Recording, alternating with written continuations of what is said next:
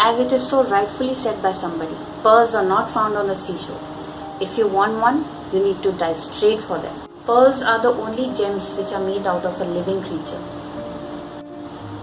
No two natural pearls will be identical in nature. Each pearl has its own charm and its own beauty.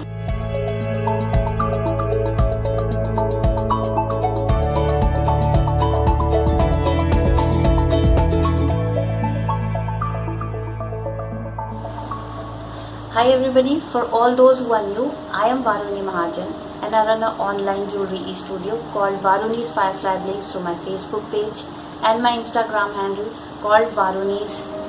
If you want to know more, you can go to the description box below, the links are given there. If you like the content I am posting, please subscribe to my channel and hit the bell icon. If you are a subscriber to my channel, you would have already known that I post DIY projects mostly on Indian traditional jewelry and based on kundans. But starting from today, I will be posting new DIY projects based on fashion jewelry as well. And today I will be showing you how I craft a pearl necklace with a matching set of earrings. So let's get on with it.